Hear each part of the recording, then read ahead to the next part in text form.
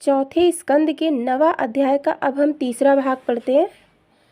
हमारा तीसरा भाग यहाँ से शुरू होता है।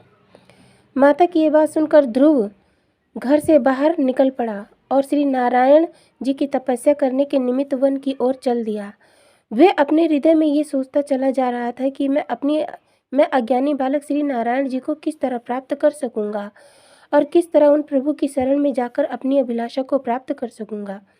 जब बालक ध्रुव इस प्रकार मन में सोचता हुआ चला जा रहा था, तभी मार्ग में उसे नारद जी ने देखा। नारद जी ने अपने हृदय में विचार किया कि यह बालक अपनी सौतेली माता के कटु वचनों से दुखी होकर श्री नारायण जी को खोजने के निमित्त घर से निकल पड़ा है, इसलिए मुझे इसकी परीक्षा लेनी चाहिए कि यह अपने प्रण पर आरूढ़ रहेगा या नहीं। यह सोचकर नारद जी ध्रुव के पास पहुंचकर कहने लगे, हे राजपुत्र, तू इस बाल्यावस्था में अपने घर को त्याग वन में क्यों जा रहा है? बालपन में तुझे इतना क्रोध करना उचित नहीं है।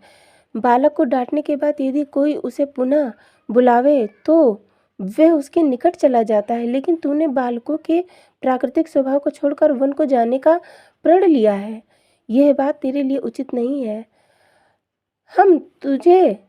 हम तुझे तेरे घर वापस ले जाकर तेरे माता पिता को समझा देंगे और तुझे राज्यपद एवं दूसरी जिस वस्तु की अभिलाषा होगी वह हम उनसे कहकर तुझे दिलवा देंगे।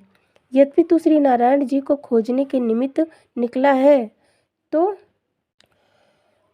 उनका प्राप्त होना सफल मत जान।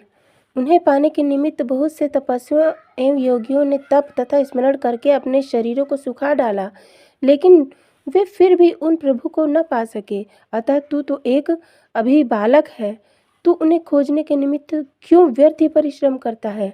हम नारद मुनि हैं और श्री नारायण जी के निकटतम भक्त एवं सेवक हैं। तेरे पिता हमारे वचनों को अवश्य मान जाएंगे, अतः हम तुझे उनके पास ले जाकर जो तू अभिलाषा करेगा उसे अवश्य पूर्ण करवा देंगे।